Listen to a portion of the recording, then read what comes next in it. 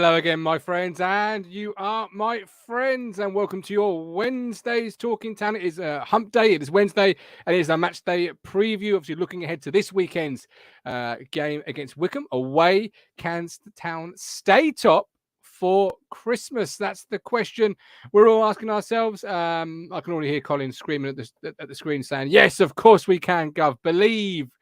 I reckon he might go for a 3-0 tonight. Let's see what he puts into the chat. France have just gone 2-0 up.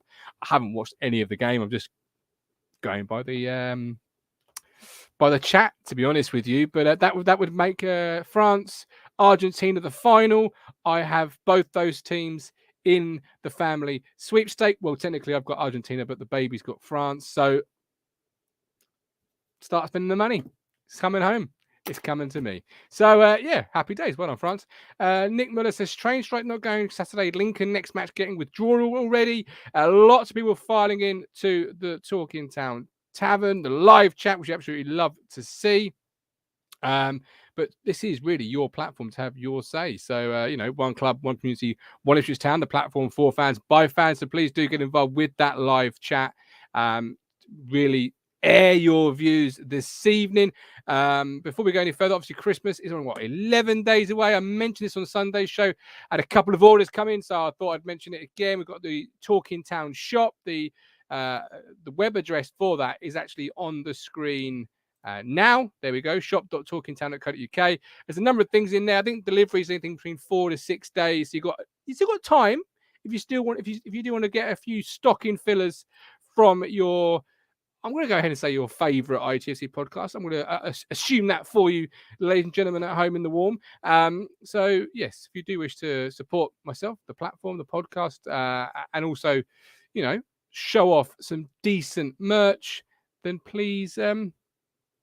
And it's taken me only 2 minutes, 22 seconds for somebody who's mentioned Charlie Austin. I'll start that message and I'll ask the contributor what they thought. But the moment I saw on Twitter that he was heading back to England, I have to be honest, I did wonder how long it would take before we got the conversation onto Charlie. Who knows?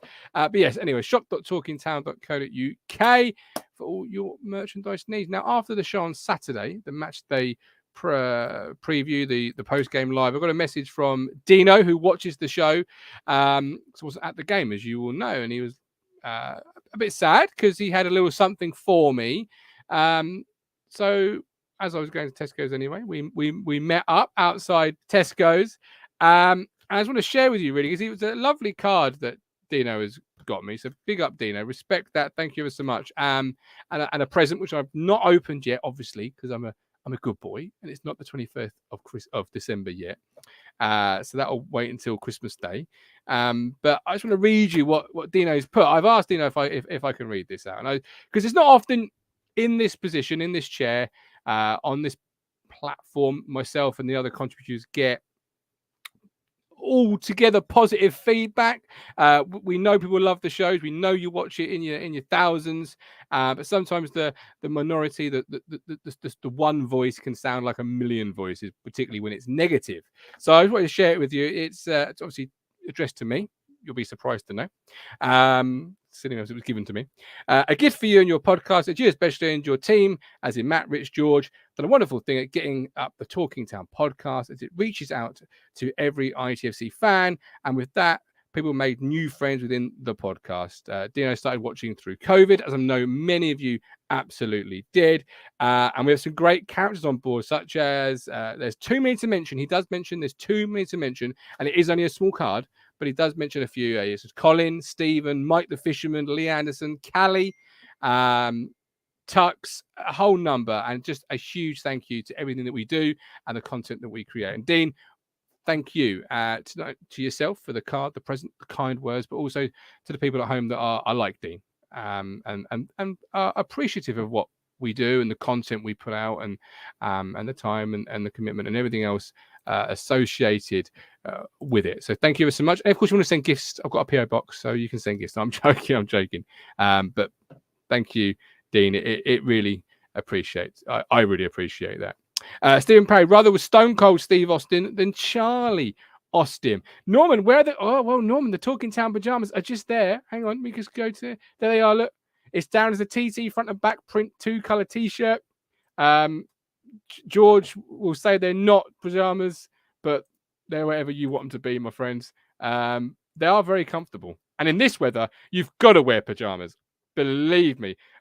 I'm not one to wear pajamas, but I started wearing them this week. Flipping heck, it's freezing. Freezing it is. But yeah, looking forward to this evening's show. We've got obviously tickets, 18,000 season tickets closing in, 27,000 sold for Boxing Day. Pigott's frustrated on his loan spell, all manner of different things. But before we go any further, if you don't want to buy merchandise, that's fine.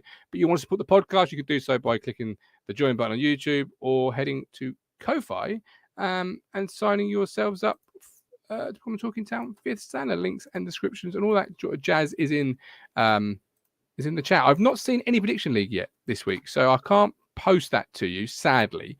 Otherwise, I absolutely would. Lots of people saying love Dino. We absolutely love Dino as well. Good evening, Jason. Welcome in. Hope you are good. Of course, Alex Griffin released his Christmas song. If you've not listened to it, I will find it before the end of the show and we will link it. I personally think it's brilliant. Absolutely brilliant. It's a real. I will challenge anybody to listen to it a couple of times and not have it rattling around the old brain because it is an earworm. And Santa is a tractor boy, but it is a really decent listen. So congratulations to Alex on that. It takes a lot of guts to do that.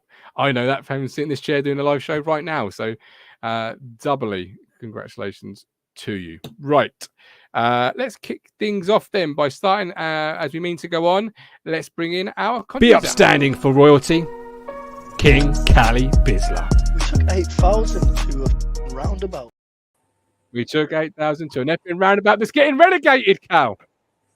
I know, man. It's mad, isn't it? It's mad, mate. Football comes at you fast, doesn't it? Franchise FC. Relegation FC in a couple of months, mate. That's the way they're going. Well, I ain't got no time for them, man. It's like, we know all the history, Wimbledon, MK Dons. I think most football fans have their opinion on it. And just seeing them, they're just so tin pot. I've played them, various times. And like I said, Milton Keynes is just a fucking roundabout. And we took 8K there. We could probably take 10K this year, right? No exaggeration. We sell it, mate. Right, yeah, give them some money for when they need to build for their League 2 charge next year. Yeah, I mean, football, it does really come at you fast. And obviously, this time last year, Manning was talk of the town, all those different things, and now he's not even in a job. You surprised to see him, let go? I'm surprised how far they've fallen. I know they've lost their key players, and I know people are then kind of think, especially town fans, think, if we don't go up, then would the same happen to us? First of all, that whole if we don't go up, well, that's not happening. We'll never know because we're going up anyway. So we'll never know what confidence from the king. We'll never know what a fifth season in League One's like because we won't be doing it, right? But if the worst was if we ended up in some mad dimension where somehow Ipswich got like relegated or whatever, not relegated, sorry, didn't go up even. Even if we lost a few players, we've still got a better backing than MK Dons. Like MK Dons, they ain't got a backing that we have. We've got a proper football set up. They went for the town to the 60s, as Stephen points out. Well, there you go. That's what I mean. It's I ain't bothered. Let him go down. I don't care. I'm more looking forward towards the Championship fixtures next year and who's coming down from the Premier League that will play in the Championship next year. Love that confidence. I do love that. Fishman says he shouldn't have been sacked. I think his sacking is everything I say about modern managers need to be proactive in the job hunt. Like when it's going well and an opportunity comes along to go to a higher club, a better club, or whatever label you want to put on it, fans always say, "Oh, managers never show any loyalty," but then neither do really clubs. When it's good, it's good, but when it goes sour, that they are the first to say, "Yeah, need to change here, need to change." But that's the ruthlessness, right? I mean, we all used to laugh at Leeds about having so many managers until they had one where it worked, and Bielsa got them doing something. Okay, it's not gone great for them so far, like this season, but no, it's so I just read that comment. No, I think they want to play one up Good top, so I job, don't think Fisherman's going to get the job. But no, I don't know. It's just I must off the Belgium job. That's because he wants the chocolate. Don't we all? Yeah, but no, I think like nowadays you do get that with the clubs. It's like there's unbelievable amount of pressure. Like just we've seen some mad sackings, and not just Ipswich managers, but other managers and all the rest of it. I mean, I don't know. It's the time we're in with football. You've got to deliver now. If you don't, there's no long term. Like I think McKenna and Ipswich and what we've got here is quite fortunate in terms of he's like the rest of our squad. He's a bit too good for the league, so he's doing a job here, and he can build a long term project. So he can see that into the Championship, take us to Premier League, qualify us for Champions League, and then bow out after we dick Barcelona 1-0 in the Champions League final. That's what happened on Football Manager anyway. Well, then it must be true. It absolutely must be true. But talking about what is true, ticket sales. You mentioned obviously, your intro has ticket sales in it. You mentioned ticket sales already. 18,000 season tickets is what we're close to, and 27,000 tickets sold for Boxing Day. Just phenomenal support. But on that Boxing Day, 27,000 for Oxford at home. It's going to be a great atmosphere. But is it going to be a great game? Do you think? Do you know what? I used to worry about that before because, especially like last season when we had the Sunderland game, we've had games in the past as well in League One and even in the Championship where we've had promotional stuff. We've had a big bumper crowd, and not even just this set of players, the previous set of players as well, just couldn't perform. It's almost like they got stage fright. Yeah. Where now we're doing it like we're doing everything we could never do before. We're winning on Sky. We're winning in front of packed crowds. We're scoring off set pieces. It's almost like all our weaknesses we've been working on. It's almost like we've actually been coached over the summer. And what I mean? It's like we haven't got someone that's just a Dortmund legend or whatever and tells us how he played for big clubs and all the rest of it with those sound bites. But I won't disrespect your namesake too much. Please don't. Please don't. But no, it's good. It's 18,000 season tickets is mad. League One. It is in League One, yeah. Starved us any success in about 22 years. Last time we actually lifted a trophy, a playoff. Yeah, and even that was a playoff. Yeah, absolutely. Yeah, no, you're absolutely right. Yeah, 18,000 in League One is a phenomenal number. It makes you wonder what the ceiling is on this football club, because that is League One. What is the top 6 side in the Championship? I just hope that it's sell out. We're getting there close to selling out in League One. Our first game of the season next season, when how they'll do the fixtures, the new boys that get promoted against the team that have come down. So we'll be playing us fresh up from League One. We'll be playing a Friday night. Maybe freshly relegated a Premier League team or whatever. Norwich may still be there next season. That'll be good. They'll be there next year. They're not going anywhere. Well, there you go. So we got a trip to Carrot Road. But no, you can't tell me. I remember years and years ago when we had Man United at home when we was in the Premier League for the first time under Burley, right? Like 2000. And Ferguson famously talks about how he thought it was like the atmospheres, like felt there was 45,000 there or something like that. And, Wilner scored that great goal. And that was packed out. And we were getting good crowds. And if I remember correctly, our season tickets, price-wise, were actually priced quite expensive. They were on par with like something like what you call like the Big Six or kind of them kind of range. Right. But we were still selling season tickets. We were still selling tickets as well. So we're going to need a bigger stadium. Well, this is it. Or certainly not down the cobbled. I'll say it before somebody says it for me. Don't worry. Okay, love that. Also in the news this week, Pigott frustrating. I mean, I feel like it's a roller coaster with Joe Pigott because I'm still. It still feels like. I mean, it feels like another lifetime ago, but it's still the same season that we heard the words Joe Pigott is like our Harry Kane, to Joe Pigott now being frustrated at game time. Again, life comes at you fast because I'm sure we spoke about that on the platform this year about at Portsmouth. But I've just looked at his stats. He's had 14 games so far for Portsmouth, 3 starts, 3 goals maybe. Well, he got a couple. He got one last night in the Papa John's. He got one in the league. So not the greatest at game time or return time, but there's no future for him at Ipswich Town. Is that something you'd agree with? I mean, look, never say never. You don't know what could happen, right? Stranger things have happened. He could all of a sudden it could click for him, and he's banging in goals left, right, centre, and then as a contracted player, you'd bring him back. Same with Raheem the Dream. You never say never, right? You never know. Not on Raheem, you don't. The only one I will say he ain't coming back, and I'm sorry to Lewis, is his man Penny. Penny will permanently be. The penny has been dropped. The penny has dropped. So but yeah, I just don't see it because if you look at our trajectory, we're going to the Championship. With all due respect to Pigott, even if he was doing bits for us this season or whatever, and in the squad in the first team, is he someone you'd really expect to be stepping up to the Championship? I'm not sure. And his style in his play, he's a bit of a target man who can kind of bring people in. That's kind of what his play is meant to be. Yeah. And we've seen it in glimpses, in fairness to him. We have seen it in glimpses.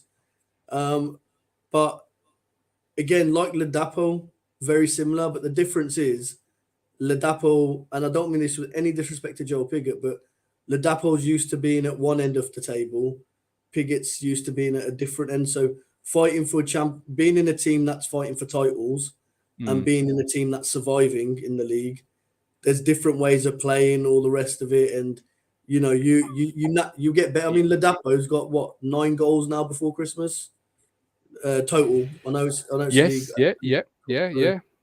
I do wonder though if Pigott is any worse than Hadme, which we haven't seen a lot of Hadme. So from what I've seen, I'd have it Hadme. Reason being, okay, we haven't seen enough. He's a very raw product. He's very young, yeah. And that's the thing, the age as well. He's got some good attributes there.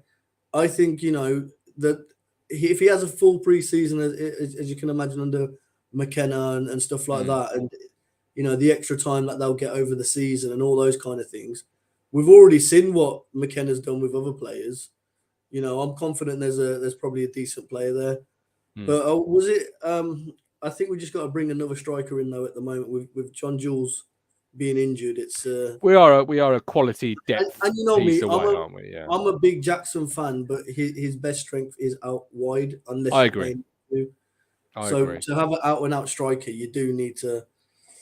I don't know. What's that? Did that Portuguese guy that left United? Did he sign a contract elsewhere? Ronaldo. Well, we have got rich owners apparently now.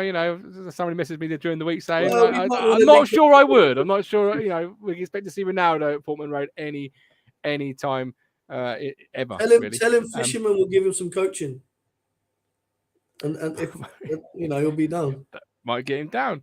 Okay, my issue with the Pigott thing is the value. While he's not playing at Portsmouth, the value is diminishing.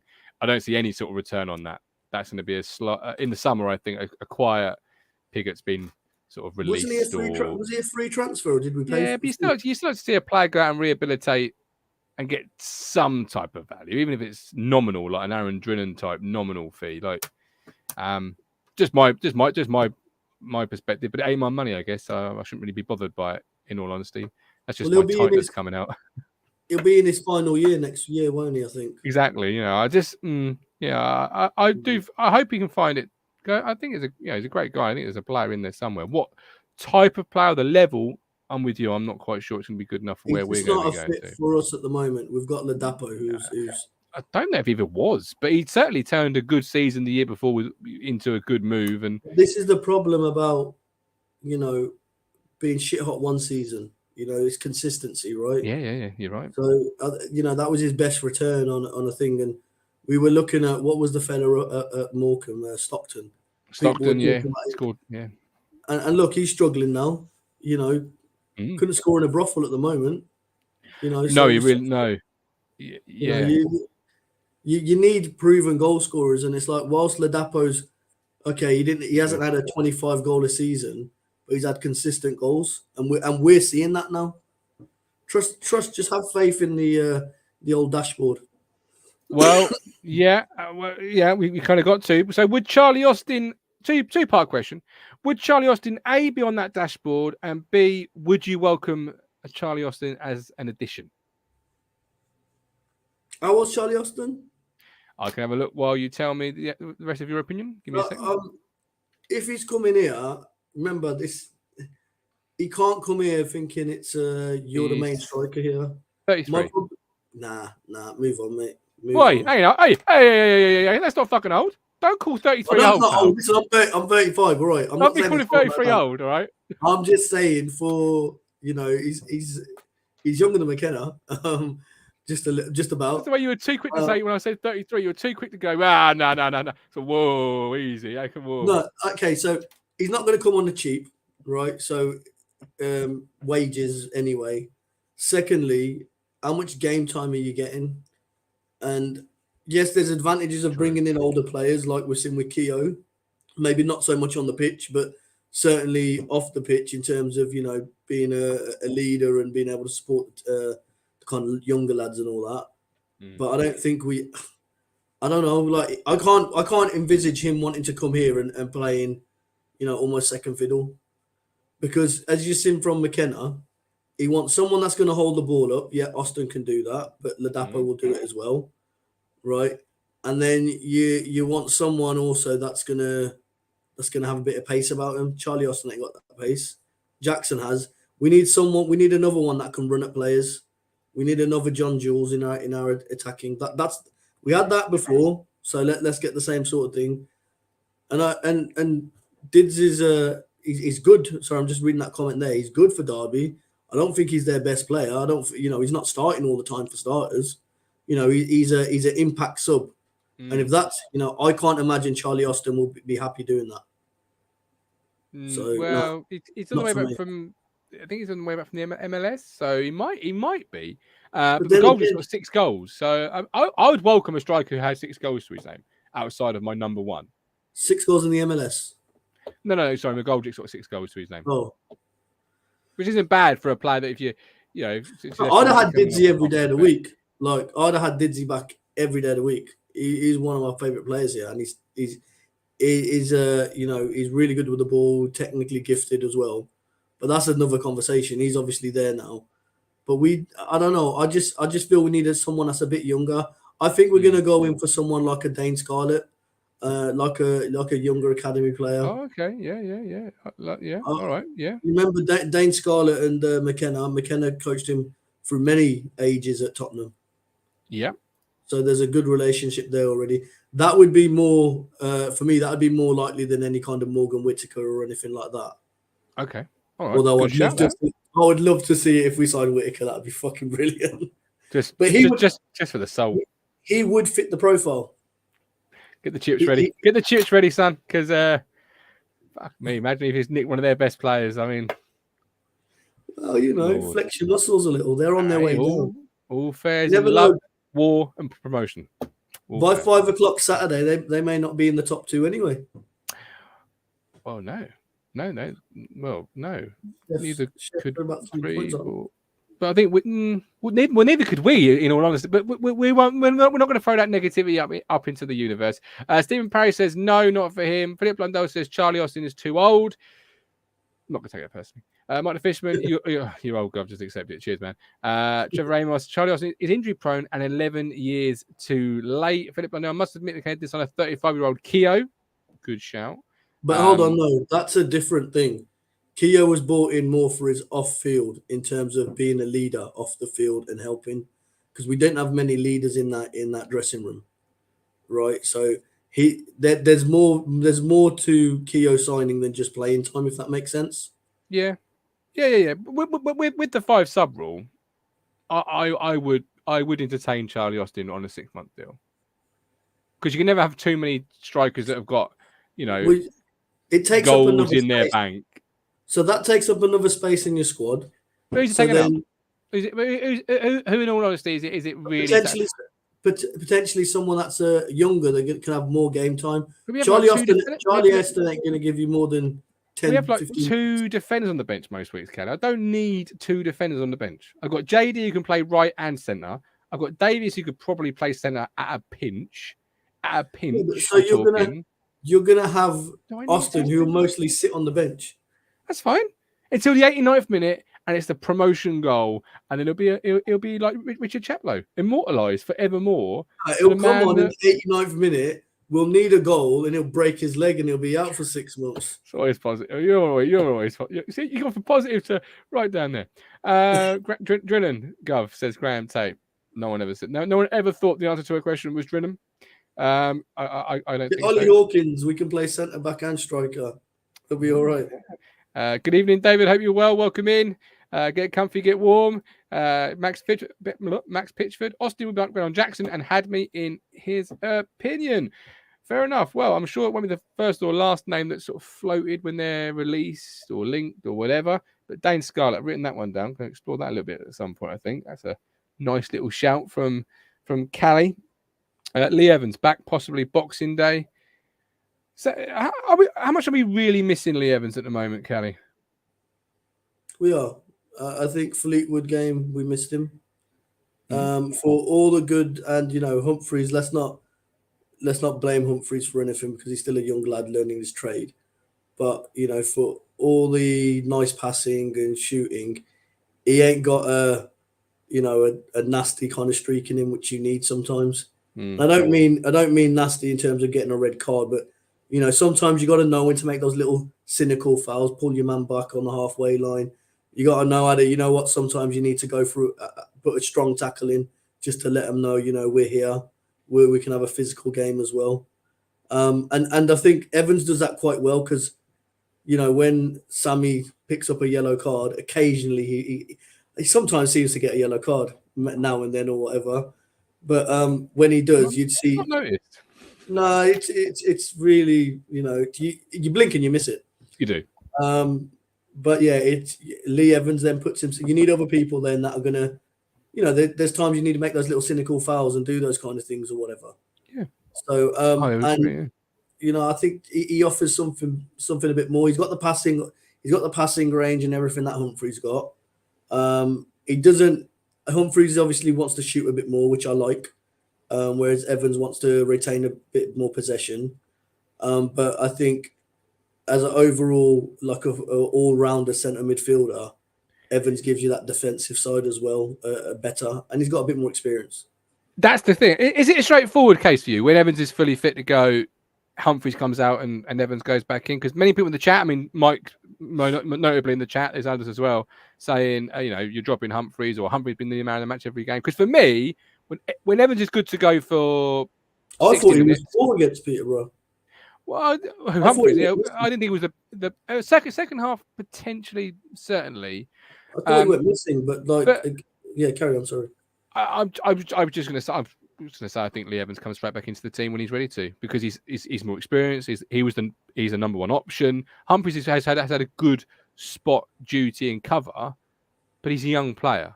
Doesn't mean it's now his position. For me, Evans is still when he wants it back. And let's take our blue tinted shades off for a second, and he's one of our own and all that, and we absolutely love a kind of a kind of academy love story or whatever. Of course, absolutely. But is Hump? I mean, someone's saying, I think Fisherman said he's man of the match each week. Is he getting 8 and 9 out of 10s each week? Probably not.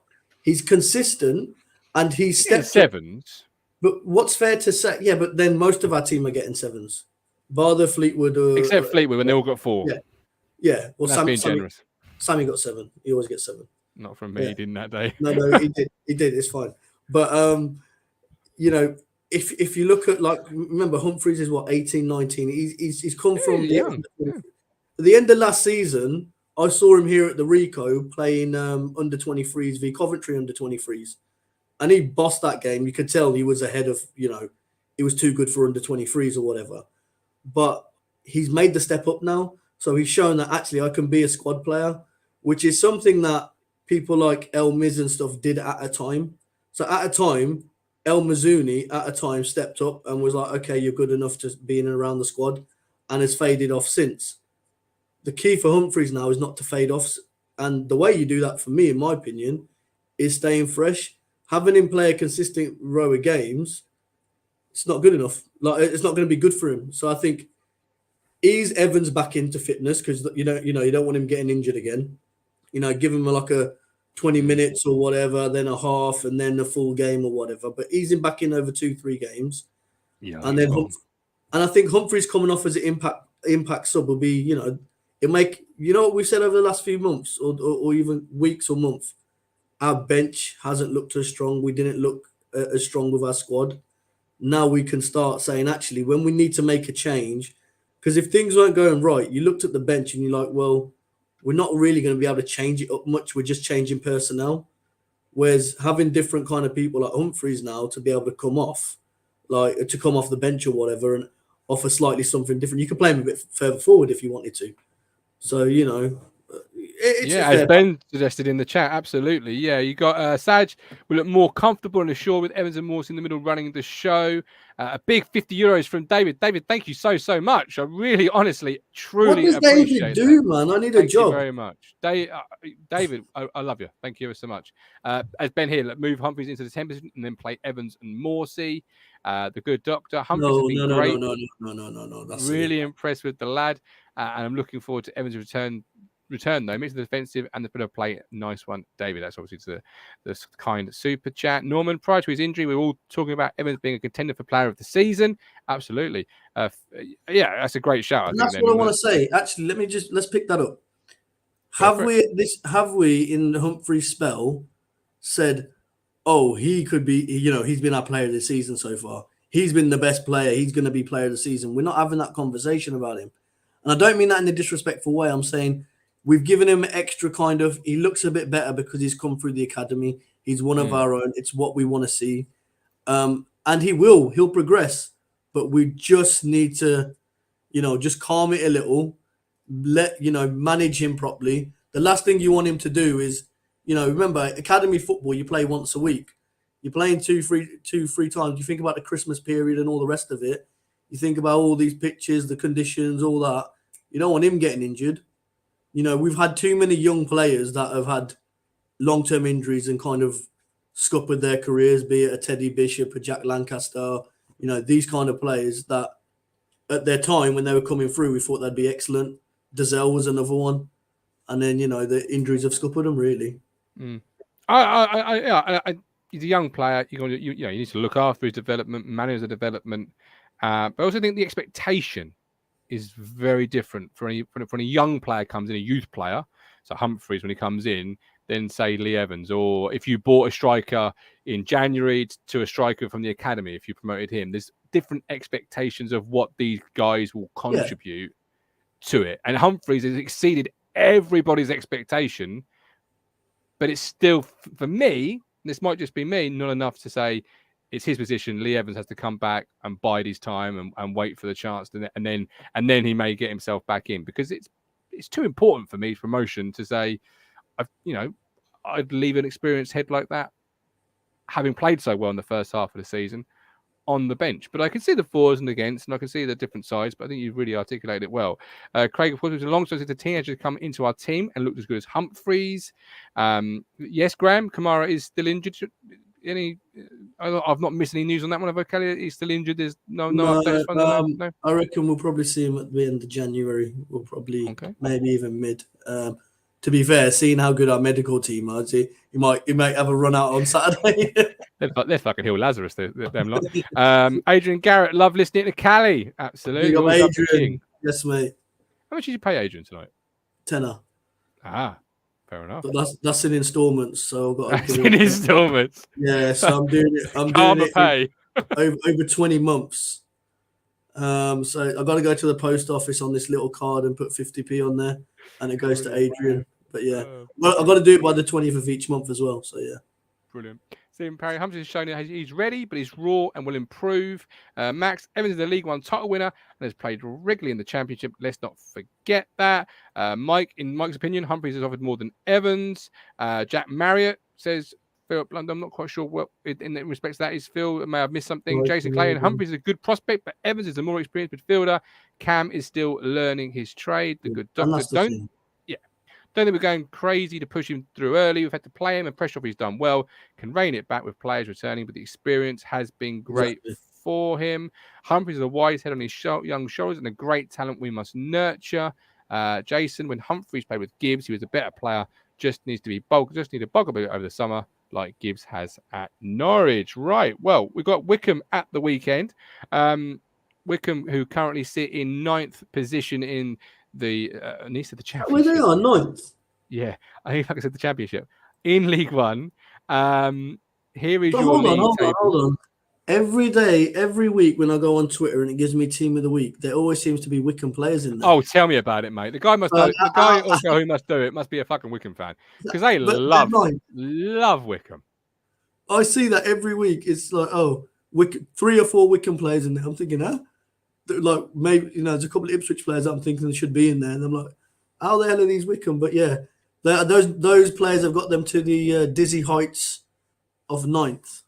There you go. Yeah, it's team of the week. They're in 9th, 29 points. They've lost 1 of the last 5. They are our opponents on Saturday. They're the home side. We obviously are top of the table, 45 points. We have drawn 3 and won 2 of our last 5, and have a goal difference of 20. So we could fall at the top 3, outside the top 2. Sorry, with with a bad result and a decent result for the other 2 sides, but we're not going to be. Now, I've been doing this platform about 2 years, maybe 2.5, maybe 2.5, 2 years. And each time I've put together a show over those 2 years, it's been really, I'm not going to say easy, because as a Town fan, it's never easy talking about defeats, negativity, or badness. No, but it becomes a copy paste, doesn't it? Yeah, but certainly it's been talking points have been easy to come by. But this year, it's almost like it's autopilot because outside Fleetwood and Lincoln and Cheltenham and a few results, it's all going bloody well. So, like, we're already at the 37-minute mark and we're moving on to Wycombe and we're like 1 to 11s. And it's just, I'm writing the showdown every time we go to a live show. I'm thinking, fuck, I've got to try and search the internet here for a talking point, surely, because this don't seem heavy enough. I must have missed something. I must have not looked at this website. Well, we're happy. It's a good time. I love it. I'm in bed by 10. I love it. But if you look at it, like, just how many games we played? 20? We have played 21. 21. And look at that. Out of that 21 games, we've only lost 2. Yep. Right? The least amount in the whole division. Right? We've only lost 2. We've won more than half our games. It's just everything is rosy. And that is with arguably a rocky or a bad patch. 41 goals. We're on for 100 points, 100 goals, man. We are on for 100 points, 100 goals. Like, even in the early days of Lambert, where we were top of the table, there was bad performance. There was bad performances. One Wolves comment. There's some content Let's for you. pretend we're 11th. I mean, yeah. This time last year, for those that, or certainly last year, for those that were with us last year, not new to the platform, we were celebrating the possibility we might go from 9th to 10th or from 9th to 8th. Like, hey, I'm not complaining. I absolutely love it. But you sometimes sit here, Callie, and you think, I must have really not looked at any news sites this week, because this can't literally be everything. 18,000 fans, Pigott's frustrated, boom. Everything. Where's the drama? Is going well. This is the problem. Like, when things are going well, everyone just kind of gets on with it. And I'll ask you a question. Apart from when we've had the recent kind of bad spell, where we've all been a bit worried about, how we're going to perform. I certainly haven't. So I don't know if you're the same, but I haven't gone into a Saturday like I have of seasons in the past, where I'm thinking, shit, we could actually lose this. I'm genuinely thinking when I'm traveling down to Ipswich or to the away ground, thinking we're coming home with 3 points. We are coming home with 3 points. Whatever side McKenna puts out, we're coming home with 3 points. Outside scars of old, so for example, Saturday's just gone, Peterborough. Yeah. I had in my head, this is a 1-0 defeat, Johnson Clark Harris penalty. I've seen this story, I've seen this episode before. It's a rerun. I know how this goes. Other than those type of old scars that are going to take a while to heal and get over, no, not even this weekend. People are going to tell me Wycombe lost 1 in 5. Mehmeti, they saw on the TV a couple of weeks ago, scored 8 goals. Their top goal scorer. He's looked really quite good. As long as we do our, don't fear anyone. I fear us. I fear us because we are our own worst nightmare. We shoot ourselves in the foot. We don't give the opposition the opportunity to do it for us. We just say, don't worry, we'll do it this week for ourselves. We are our own worst nightmare. Do you know what it is? It's like when you was in school and like you're in year 11, you used to play football with the year 7s or whatever, or the younger years, year 10s or whatever. Yeah. And you had to give them like a 5-0 head start or something.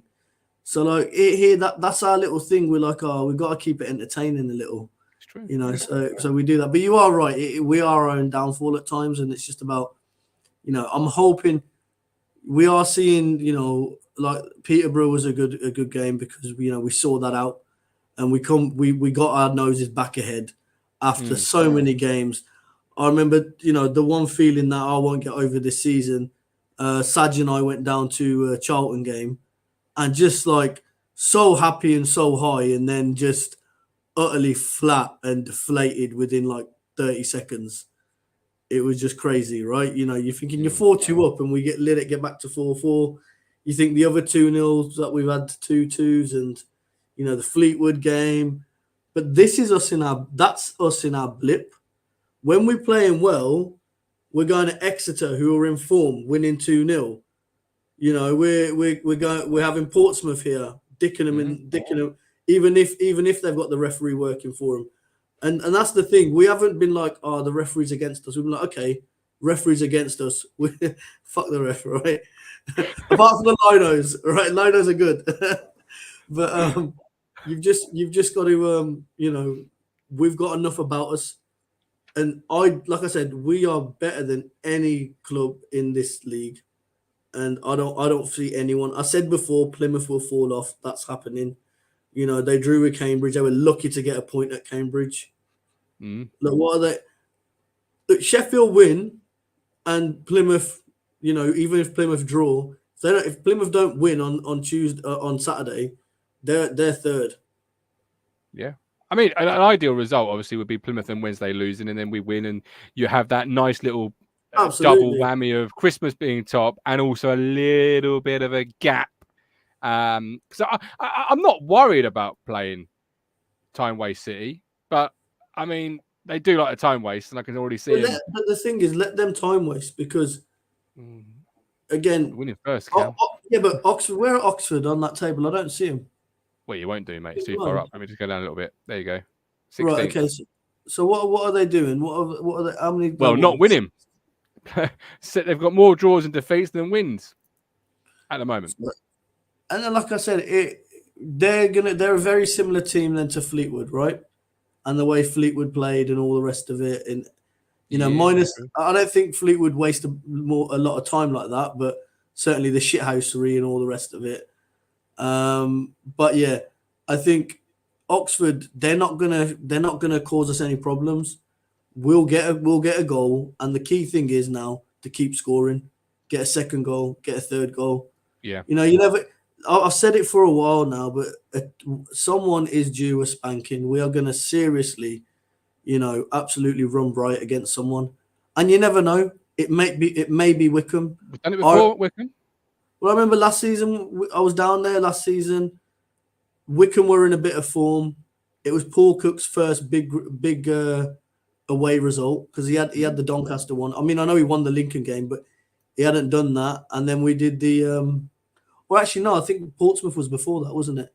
Portsmouth was October. This was November. Anyway, it was another win on the road, and we absolutely demolished them. was And 4-1. even They took the lead. Hayden Coulson did his knee in, went off. Burgess Yeah. came on, played left back, and then we went on win 4-1. We were a goal down. And Harper played a great through ball for Of course he Selena fucking for did. fourth. Yep, absolutely. Yeah, See, perfectly the timed. team is the dream. I'm telling you. Right, Yes, sir. Wycombe's goal scorers. Anai Memete has got 8 and 3 assists. Gareth He's good. McCleary's second goal scorer with 4. David Wheeler, their centre half, is then third with 3. Then Vokes, Wing, Freeman, etc. Who's the top goal scorer in League One? In League One, in the whole of the division? Yeah. One memento. It is Johnson Clark Harris with 12 goals and Collins How with did he- 11. How did he do against Ipswich? When Wolfie's taking him out of his back pocket, I think we'll find out. See, all these, that's what I'm trying to say. Like all these stats, the way we're set up. And do you know what? One player I'm going to shout out. In fact, 2 players I'm going to shout out who I think, help us stabilize us a bit as well. And it's good to have those options. KVY, I think going forward, he's good as well, but also defensively, he's very solid. And Greg the Salmon Lee. Call him a salmon because he leaps like a fucking salmon. He wins. Him and Burgess are the best in the air defensively. No one's better than them in the squad, right? Anytime them two are on a pitch, and if we're defending a lead, I'm not even bothered. I know we won the game. I know it. Oh, please don't let that bite us back. But no, actually, I can't say that because Fleetwood, they were both on the pitch, weren't they? Oh, fuck, they were. You're right. You're right. Absolutely, yeah. That's the point. You mentioned KVY. Any word on your boy, JD? I know you're friends with him. I think it was just like a tweak or something. So I think he's probably training, but Cool. you may see him. He's in your team, so I mean, I don't know what that means, but Stephen Parry is great coming on for Davis to defend the lead at 60 minutes.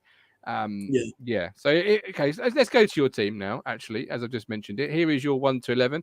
You made a nice little graph out of it. I did. I had a bit of time, and that's not what the formation I had in mind. No, it wasn't. But I don't think we play a 3-4-3, do we? It depends when you look at are we in attack or defense.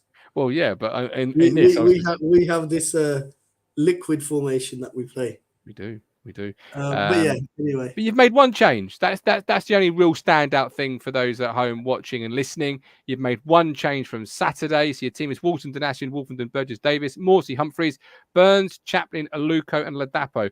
I'm going to talk about Aluko in just a second, but first of all, your change. You've made one change. It's Caden Jackson out and Big Fred back in. Talk us through why you've made that change, Cal. Well, it wasn't the first team I sent you, was it? No. But that had Norris in goal. Yeah, and Spence and the Bomber Ward. Great. I was like, no, that was 3 years ago. But no, I think team was set up pretty well on the weekend. Jackson did well. This is not. I'm not taking him out of the team because I don't think he did well. And certainly the second half, I thought he was the best player on the pitch. Certainly while he was there, he did his job. But like I said, I'm a big Jackson fan, but he's not to lead the line by himself. That's not his strong point. Having him out wide is in this formation against Wycombe, who they have got a bit more physical. Their centre backs. I think you need someone that you want to get the ball up there, stick it to him. You need a bit of a target man and someone that can hold it. And Freddie's obviously just more. He's more than a target man. He's got good feet as well. He'll create space. And he'll be able to bring in your players. Like I think having someone like a Luco being able to feed Freddie is what we've been waiting for. The pre-assist king versus the goal king. That pre-assist thing's nonsense. But on a Luco, obviously he returned Saturday. Good to see him back fit. Good to see him back playing. Is it not harsh on Edwards minutes. Though? Not harsh on Edwards there to not play him Saturday. I mean, does Edwards get a look in now? No. No, not at all. I rate Edwards, big up the Dudley boy, but like at the moment, if we're gonna talk honestly, Edwards has and I think in the summer a lot of people were umming and ahhing whether he'd still be here. And I think some people talking about loan and stuff like that or selling him. But yeah, he brought himself back into the fold in terms of he's a squad player and actually spot on there as an impact player off the bench. He's phenomenal. He has shown it in games against lower league teams, like in Northampton springs to mind, where he started and tore teams apart. But for him to get that starting berth, he needs to show that he can do it for more than half an hour, 45 minutes. And he'll get there. Remember, he's a young player. What a way for him to learn off people like Aluko and stuff like that. But Aluko, he's your leader. You don't just like we talked with Evans, you don't leave Aluko out. Like Aluko is probably one of our best players at the club. I'm telling you, seriously, he is. My thoughts on that are well documented, but I'm not sure I agree. Good old Shawnee Aluko. Nah, he's saucy, mate. He's just, you have gravy. He's different gravy, mate. You can go get it. The Shawnee Aluko gravy. It's a different one. Well, you know me. I don't like stats unless they back up my opinion. So let's be honest. But yeah, fair enough. Hey, different strokes, different folks. That's what makes football so great. Many people in the chat are saying it's quality, so I must be wrong. I really must be on this one, and that's fine. Is that just Colin with multiple accounts? Could well be, but we've all got one time it was just me and Colin in the Shawnee Aluko fan club. But yeah, it's good to see more members have joined. Well, it's like Portman Road. You need to have a refurbishment and extend it because. There's many people enjoying what Sonny is up to. Ben says Kincaid talking massive sense as always, putting respect on players that deserve it. KVY, Edwards, etc. Kelly getting a lot of love tonight. I'm doing my job here as obviously the bad pundit. Mike the Fishman, Gov record on the hood on good players ain't great. Drennan Harp, yeah, all right, fuck off. I don't think Gov ever said Drennan was going to be a good player though. So I certainly didn't ever say that. In fact, he's my only one that's become. Well, not my only one, but he's certainly one of the ones that have come right. Anyway, excuse me, a little bit of tap water there. Andy Barrel, 73 likes missing.com. Yes, please give it a like. Really, please give it a like. It doesn't cost anything. ITFC, it's good as well because for your algorithm shit and like that YouTube tell you in it. Like if you like it pops up and all the rest of it. I'm not sure what you're talking about here, ITFC Mad, but if you actually put a question in, I'll do my best to answer it. But I've not got the rest of the conversation on my screen to read to try and check it. I would like Kamara. Jason said I would like Kamara to get fit. Any news on him? No. Well, January is what you mentioned a second ago, so. We'll see. Right, 2 things left to do. Jukebox entry from you. But before you give me your jukebox entry, I've got Blue F Boy. What do you think of Alex's Christmas song, Callie? I rate it, man. It's not like it is a bit of an earworm. Big up Matt Stannard. He's got the moves like Jagger, right? Yes, he has. You're right. Jagger wishes he could move like Matt Stannard. But first of all, look at the times we're in. Everyone's depressed and moody as shit, right? Everyone's got a cob on them, right? Everyone's pissed off or whatever. He's spreading a bit of Christmas cheer. He's got a big fan base, in terms of, people that subscribe. He's not, he's done a song, come well out of his comfort zone. He's not a singer. And he's obviously worked with some, people that have done it. And it's a nice little catchy thing, man, and just fair play. I'm glad the club let him do some filming at the stadium. That was good. Yeah. And listen, I like Alex. He does some good content.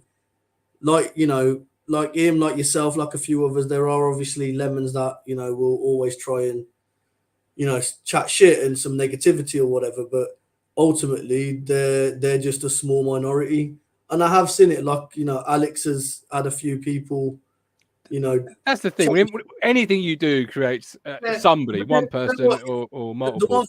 The one thing I'll say is, if you like it, just comment on it, right? And just get on the YouTube comment, get on the Twitter, and just say, yeah, I like it, and it helps drown out all that negativity as well. Spot on. Because that's not good, And we forget Alex is still a young lad, He's like mid-20s or something like that, or early 20s or something. So it's Yeah, anyway, 22 or 92. I think, anytime you've got something positive to add to the conversation, you certainly should do so. Like Dino did with his Christmas card here. Again, thanks ever so much, Dino. But yeah, absolutely, yeah. And I think it captures Christmas quite well. You know, Christmas is a fun time. This is a fun song, quite catchy. And that's it. And it's You're talking about Santa's a tractor boy, man. Like, absolutely. And I clicked it, right? Like, And it's like, I don't know how long the song is, but let's say it's 3 minutes 30 seconds, standard sort of song length time. If I had watched it, listened to it, and didn't like it, then I mean, it's 3 minutes I'd have spent just scrolling through some social media bollocks anyway. So I didn't lose anything. But I've actually gone back to it quite a few times, and yeah, I find myself singing it. Even my lad who's 2 and a bit, he started to sing it as well because it's catchy and it's good. And we had like a Christmas meal at the office today for brought caterers in, and a good 100 of you all sitting down eating food or whatever. So it's a bit of a Christmas environment in the office today. Everyone knows I'm an Ipswich fan. I got that blasting over all the computers. I was like, let me send this to all these laptops that are logged in. Have a listen to it. So, we just got to listen to it. It's a bit of Christmas cheer. It's nice. It's and thanks to some, unnamed TV contest, his voice doesn't sound that out of place. So, I've done music before, and you know that I've sent you music and stuff in the past, but I've done it from a long time ago. The time and effort it takes to get that done, it's a massive thing. And he's doing that amongst all the other content. The fucking cojones it takes, Callie, to put that out. Well, if it wasn't for the fact I need a trim, I'd say hats off. So I've just got to say hats off rather than taking it off. But yeah. I need a trim. Yeah, absolutely. Yeah, yes. Yes to you and yes to the chat. So the chat in full agreements. That's what I'm saying. Yes, to full agreement to us liking the song, and they like the song as well. And yeah, I like it. You like it. They like it. Everyone likes it. Jason Clayton, the song is great. Get Ed to sing it. Lol. Yeah, could you imagine? Can you imagine? And you know what? I wouldn't put it beyond Alex pulling that off. I wouldn't put it beyond him trying to get that done. No. So €5 from David. Thank you very much, David. Appreciate that, man. Thanks ever so much. No, ITFC, man. Not recently. No. I have not. Right. Score predictions then as we round up. Oh, your jukebox. What is your entry, please, Kay? Bring some decent tunes to the jukebox. What is your song choice for this week? So I'm going to base it on the last couple of weeks, yeah. And as most people know, I'm a bit of a hip hop fan. I'm not going to put any Bhangra in there because I don't want to have to translate all the lyrics. So we'll keep it a bit hip hop or whatever. And Peterborough came. Not a lot of people thought we'd beat them. Not a lot of people thought we'd sit top. But you know who did? God did. And that's the name of the song. It's by DJ Khaled and Jay-Z. It's called God Did. And it's all about people may not have faith in you, but when someone's got faith, when God's got faith in you, it will happen. And I'm not trying to promote, religion or stuff like that, but as someone that believes in God, it's nice to hear. And certainly you see Sammy at the beginning of each game. He's there praying before he does anything. Even when he scores a goal, he does his namaskar, which is like his bow to appreciate what's happened. So yeah, it's good. It's a nice little song.